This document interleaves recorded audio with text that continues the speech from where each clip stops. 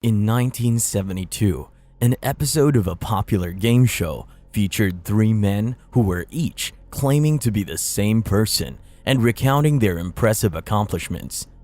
The panel of judges and audience members were tasked with identifying the real person among the imposters. When the true identity was finally revealed, the shock and disbelief were palpable, but it was nothing compared to the horrifying revelation that would emerge 37 years later. This stunning moment, captured on live television, would become one of the darkest and most sinister moments ever witnessed by the public, revealing a dark truth that had remained hidden for decades. Before we dive into the video, if you're a fan of stories about the darker side of our universe, then do yourself a favor and smash that subscribe button and turn on notifications so you don't miss any of our future uploads. Let's get into today's story.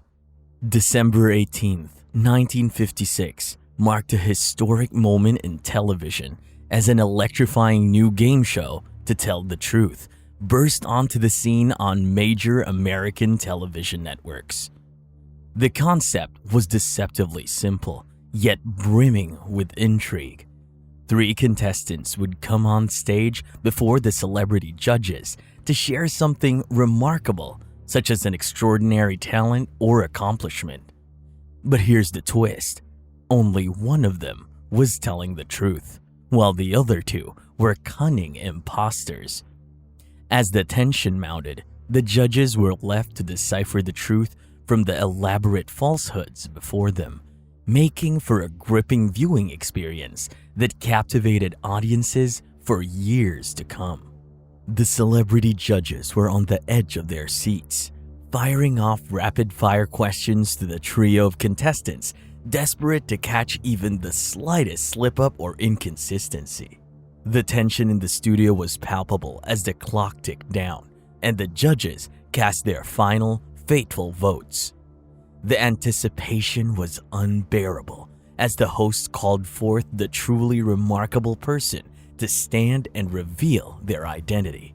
And at that moment, the entire audience erupted into a frenzied frenzy of cheers and applause, electrified by the thrilling reveal. Such was the captivating power of To Tell the Truth. Despite its formulaic structure, the show's popularity never waned over the years, and it remains on the air to this day, nearly 70 years later. Yet, amid all the countless episodes that have aired, there was one that stands apart as truly unique. A moment in television history that will forever be etched into the minds of all who witnessed it. On October 17, 1972, three contestants strode onto the stage, introducing themselves as Ed Edwards. The host of the show, with a dramatic flourish, began to read aloud the biography of the real Ed Edwards, a notorious criminal who had once been on the FBI's most wanted list for heinous crimes such as armed robbery and impersonating a federal officer. But as the story went, it described a remarkable turnaround as a prison guard helped him turn his life around, and he emerged from incarceration as a reformed man who went on to become a successful author and motivational speaker. The celebrity judges sat in rapt attention, firing off questions and scrutinizing every answer as they tried to identify the true Ed Edwards among the three contestants before them. The clock ticked down, and the judges cast their fateful votes, holding their breath as the host called forth the real Ed Edwards to stand and reveal himself. But even as the judges who correctly guessed his identity breathed a sigh of relief, the crowd was utterly stunned. This was not the menacing ex-convict they had imagined. This was a man who defied all expectations, a testament to the transformative power of redemption. As the cameras faded to black and the audiences filed out of the studio, Ed Edwards slipped back into the shadows, blending in seamlessly with the crowd. To all appearances, he was just an average, harmless middle-aged father, the kind of man who wouldn't hurt a fly. But as the years ticked by, the world forgot about Ed Edwards until 2009. That was the year that Ed's estranged daughter, April Balascio, finally decided to confront the truth about her father's past. For too long, she had been plagued by doubts and fears, haunted by the suspicion that her father's claims of reformation were nothing more than a thin veneer hiding a dark and twisted core. Behind closed doors, Ed was a monster, violent, abusive, and a compulsive liar. April remembered all too well the days of her childhood when her father would uproot their family and flee into the night, leaving her with a sinking feeling in her stomach that he was involved in something criminal. And no matter how hard she pressed him for the truth, he always had a ready-made excuse. I was an informant. They're after me. We have to move. But April knew that he was lying, and it filled her with a sense of helpless rage. Her father, the man who had once been a source of pride and admiration, had become a symbol of everything she despised. April was just a young girl at the time and was in no position to stand up to her father, so as a family, they just kept on moving around. But she always thought something else was going on.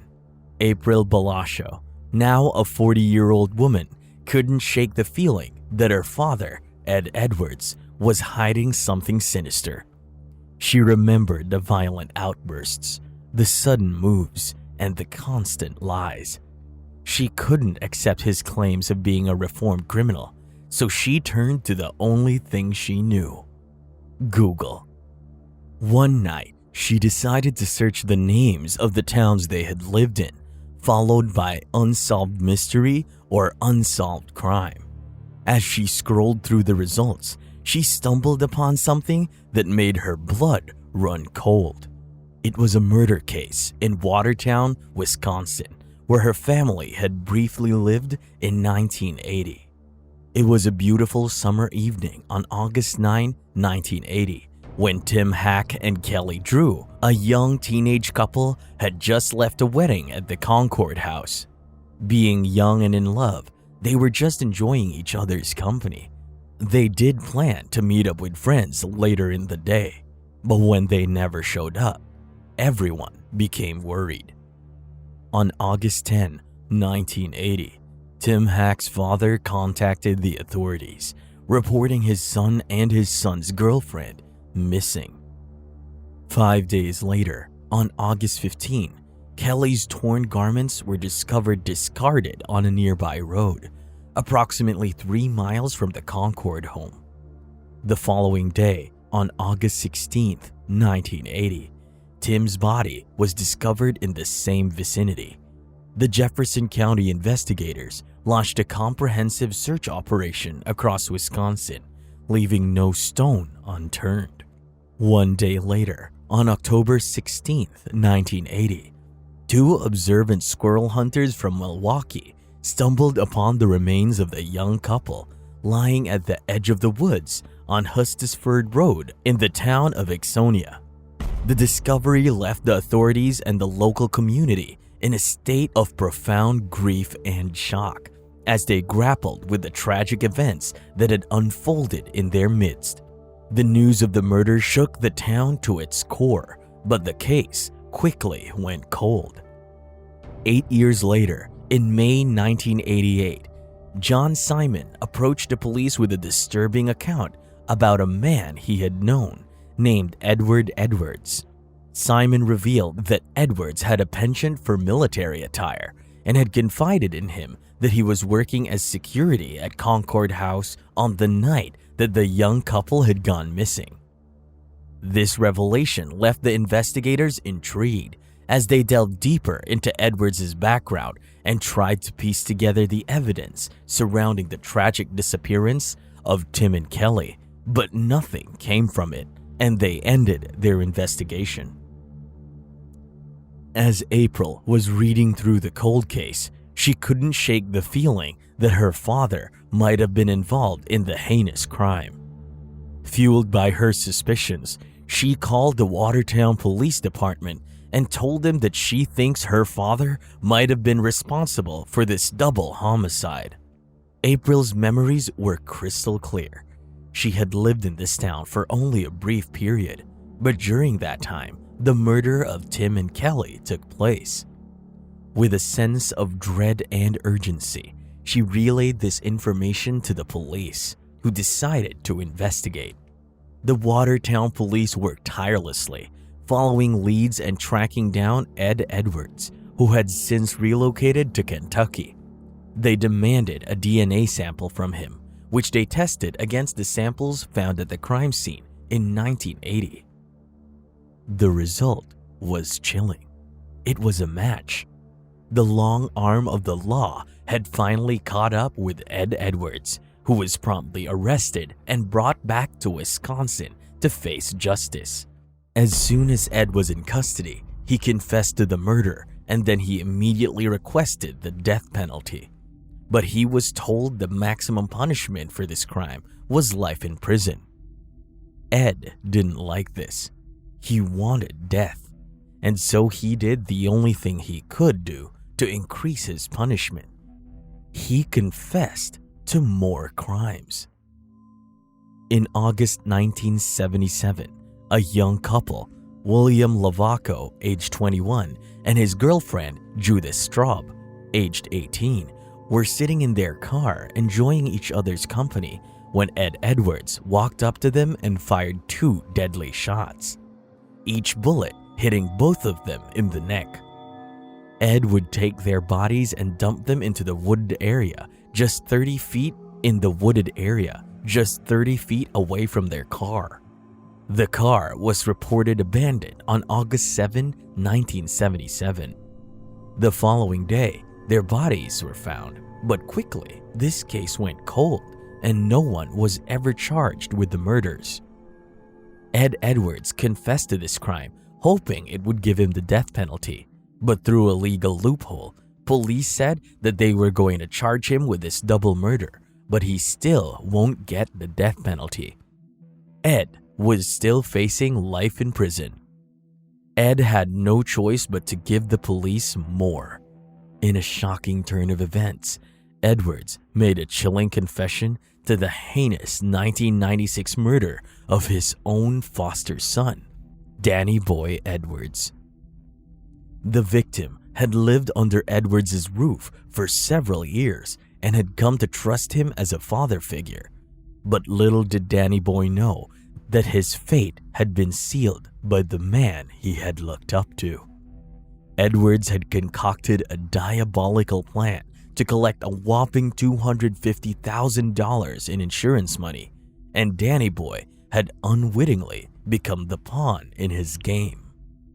Persuaded by Edwards to go AWOL from the army, the young soldier was lured to the woods near Edwards' Ohio home, where he met his tragic end.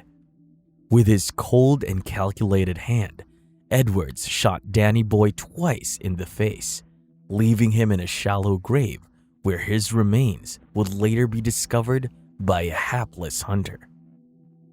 The depths of Edwards' depravity knew no bounds as he turned on the very person he had taken under his wing, leaving a trail of devastation and despair in his wake.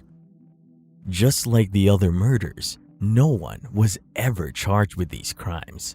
As this was Ed Edwards' 5th murder confession, he was eligible for capital punishment, and so he was sentenced to death. However, on April 7, 2011, at the age of 77, just 2 years after being apprehended, Ed Edwards would die of natural causes. The possibility that Ed Edwards may have committed more murders than the 5 he confessed to has sent shockwaves through both his family and the cold case investigators who have worked tirelessly to unravel his sinister web of crimes. But the most unsettling theory of all is the suggestion that Edwards could be the notorious Zodiac killer, responsible for the deaths of 37 people in Northern California during the 1960s and 1970s. If this were true, it would mean that Edwards was not a mere game show contestant in 1972 when he charmed the audience and celebrity panelists with his wit and charisma. Instead, he would have already been a seasoned killer with a trail of victims stretching back years. The very thought of this sends shivers down the spine and only adds to the already terrifying legacy of Ed Edwards. The truth about the full extent of his crimes may never be known. The only reason he confessed to the 5 murders was to get the death penalty, and after that, Ed Edwards went silent. With the passing of Ed Edwards, the opportunity for him to provide further confessions has been lost forever. Despite the mounting evidence against him, there is no concrete proof linking him to any unsolved murders, leaving many questions unanswered. The truth about the full extent of his depravity may remain forever hidden, shrouded in a cloud of uncertainty and mystery. It is a sobering thought that even in death, Ed Edwards still manages to maintain a chilling grip on those who are familiar with his crimes. The legacy he leaves behind is one of fear, horror, and the lingering specter of a dark and sinister past that may never be fully exposed. If you enjoyed this video, then make sure you hit that subscribe button. We post new stories every week covering the darker side of our universe.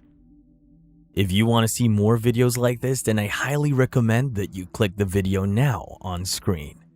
That video has been selected specifically for you. Enjoy.